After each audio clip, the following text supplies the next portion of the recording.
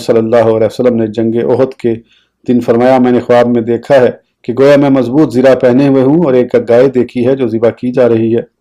میں نے اس کی تعبیر یہ نکالی ہے کہ مضبوط زرہ مدینہ منورہ ہے اور گائے وہ لشکری ہیں جو شہید ہو جائیں گے۔ اگر تمہاری مرضی ہے تو ہم مدینہ طیبہ میں ہی ٹھہرتے ہیں، اسی صورت میں اگر وہ ہم پر حملہ کریں گے تو ہم یہیں ان کا مقابلہ کر لیں گے۔ صحابہ کرام علیہم الرضوان عرض گزار ہوئے، یا رسول اللہ صلی اللہ علیہ وسلم، انہوں نے ہماری جاہلیت کے زمانے میں تو ہم پر حملے کی جرت کی نہیں، تو کیا اب جب کہ ہم اسلام میں ہیں وہ ہم پر حملہ کر سکیں گے؟ پھر آپ صلی اللہ علیہ وسلم نے فرمایا، اچھا اب جیسے تمہاری مرضی ہو۔ پھر صحابہ کرام علیہم الرضوان تیاری کرنے چلے گئے۔